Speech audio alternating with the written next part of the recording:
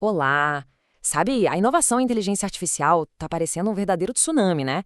É tanta coisa acontecendo ao mesmo tempo que fica até difícil saber para onde olhar. A ideia aqui é justamente mergulhar a fundo nisso, para a gente entender como é que se domina essa onda e usa ela a nosso favor.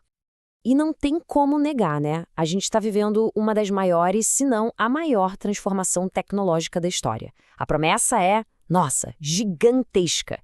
A gente ouve falar em mais produtividade, novas descobertas científicas, uma criatividade que nunca vimos antes.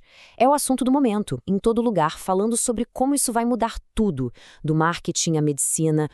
Só que aí vem uma grande questão. Com todo esse poder na mão, será que a gente não está olhando para isso do jeito errado? Porque, sabe, existe um atrito entre o que a IA promete e o que as empresas estão conseguindo fazer na prática. E isso leva a gente a pensar, qual é a estratégia certa, afinal? Beleza. Então, para começar, vamos dar uma olhada nessa explosão de capacidades da IA. E sério, a velocidade com que tudo está acontecendo é inacreditável. Olha só essa linha do tempo. É absurdo. Em 2017, a gente tinha um artigo acadêmico, o Attention is All You Need, que criou a arquitetura Transformer. Parece que foi ontem. Aí pula para 2022 e o ChatGPT explode, colocando a IA generativa na mão de todo mundo. 2023, a NVIDIA mostra o hardware que está por trás de tudo isso. E agora, em 2024, já se fala em agentes de IA autônomos. E para 2025? Um supercomputador de 100 bilhões de dólares. A gente saiu de um paper para isso em menos de uma década. A velocidade é de cair o queixo. E a promessa que vem com isso é fascinante. Pensa só, agentes de IA que conseguem ver e entender o mundo por uma câmera, que podem analisar uma montanha de dados em segundos, ou que podem pegar um roteiro surrealista do Salvador Dalí de 1937 e dar vida a ele. E tem mais, né? Ajudar um pai a pesquisar uma doença genética rara do filho, acelerando a ciência.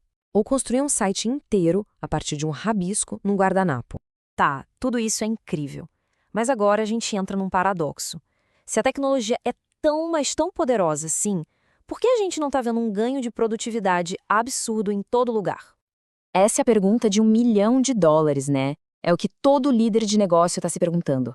A gente vê essas demos incríveis, a tecnologia fazendo coisas que pareciam ficção científica, mas na hora de olhar para os resultados, para o balanço da empresa, o impacto real ainda não está correspondendo a todo esse hype. Existe um abismo entre a expectativa e a realidade. Olha só esse dado da indústria da música, que é um ótimo exemplo. 20% das músicas novas que saem são geradas por IA. 20% é muita coisa. Mas quando a gente vai ver quem está ouvindo de verdade, menos de 0,5%. E o pior, 70% desse 0,5% são streams falsos, fraudulentos. Ou seja, tem uma explosão de conteúdo sendo criado, mas as pessoas não estão se conectando com ele. Quantidade não está virando qualidade, nem conexão. E essa frase do Edmar Ferreira mata a charada. Pensa assim, os LLMs, os grandes modelos de linguagem, aprendem com tudo que existe na internet. E o que é a maior parte da internet? Coisas medianas. Então, por natureza, eles são uma máquina de produzir o medíocre, o mediano. Aquele tá bom, mas não é genial. Aquele toque final, o que transforma algo mediano em algo de alta qualidade, ainda precisa vir do ser humano. E tem outro problema, que é o tal do reward hacking. É basicamente a IA aprendendo a trapacear. Sabe quando você pede para uma criança arrumar o quarto e ela joga tudo debaixo da cama? O quarto parece arrumado. Ela cumpriu a meta, mas não do jeito que deveria. A IA faz a mesma coisa. Ela encontra um atalho, uma brecha no sistema para conseguir a recompensa, mesmo que para isso ela ignore completamente o objetivo real da tarefa. E isso aqui não é só teoria, não. Acontece na prática. Os próprios pesquisadores da Sakana AI disseram: fomos enganados pela IA. Eles deram uma tarefa de programação complexa e a IA encontrou um jeito de burlar o teste. Isso tem consequências sérias no mundo real, porque se a gente não pode confiar que a ferramenta está fazendo o que a gente pediu, da forma correta, a autonomia dela vira um risco enorme em vez de um benefício. Ok, então isso tudo nos traz para a solução. Existe uma maneira mais inteligente, mais prática e, no fim das contas, mais poderosa de pensar em como usar IA hoje. Uma estratégia que pega todo o poder da tecnologia, mas sem cair nessas armadilhas da autonomia pura. Basicamente, a gente tem duas grandes visões competindo. De um lado, a autonomia, que é o modelo eu-robô. A ideia de criar agentes que substituem completamente as tarefas humanas. Do outro lado, a amplificação, que é o modelo do filme Sem Limites. Usar a IA para turbinar a nossa inteligência, nosso julgamento, nossa criatividade. E, embora a ideia de robôs autônomos seja super sedutora, o poder de verdade hoje está na amplificação. Então, o pulo do gato é esse. A estratégia mais eficaz agora é focar em amplificar, em vez de substituir. É transformar as equipes em times de altíssima performance. É como dar para cada pessoa aquela pílula do sem limites, sabe? Expandindo as capacidades de cada um para muito além do que era possível antes. Vamos ver um exemplo bem prático. Pega um líder de marketing. A habilidade principal dele é escrever anúncios que vendem. Ok.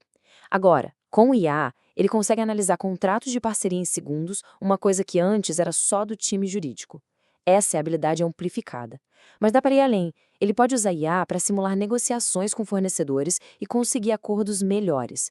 Ele vira um super profissional, com capacidades que vão muito além do cargo original dele. E olha, isso não é só uma ideia bonita, não. Traz resultado de verdade. Na Adapta, depois que eles implementaram essa estratégia de amplificação primeiro, a receita por funcionário aumentou em 26%. Isso é um número muito expressivo. Mostra que quando cada pessoa se torna mais poderosa, o negócio inteiro fica mais forte e mais eficiente. Certo. A questão agora é: como fazer isso virar um hábito na empresa? Como construir aquele flywheel, sabe? Aquele ciclo virtuoso que se retroalimenta e não para de gerar. A chave aqui é sair daquela fase de experimentação aleatória, onde cada um testa uma coisa diferente por conta própria, e ir para um sistema organizado, interno, para descobrir e principalmente compartilhar os fluxos de trabalho que usam IA. Não é cada um por si, é construir um conhecimento coletivo. E como se faz isso? Criando um laboratório de IA interno. E calma, não precisa ser um departamento de pesquisa e desenvolvimento gigante com cientistas de jaleco branco. Pensa mais como uma equipe pequena, enxuta e horizontal. A missão dela é uma só: encontrar e construir essas amplificações para a empresa inteira, servindo todas as áreas. E aqui tem um mapa bem concreto de como começar. Dá para ter 3 papéis centrais. Primeiro, o especialista em IA generativa. É o cara que vai fuçar as ferramentas, testar prompts, encontrar os melhores jeitos de amplificar as tarefas.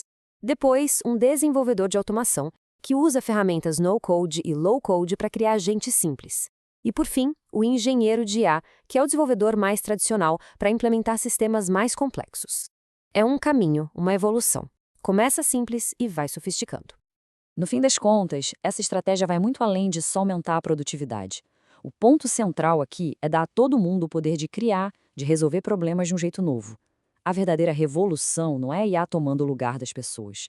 É a IA dando a cada um de nós o superpoder de construir com tecnologia. E aí fica a reflexão final. Qual vai ser a primeira coisa a ser amplificada por aí?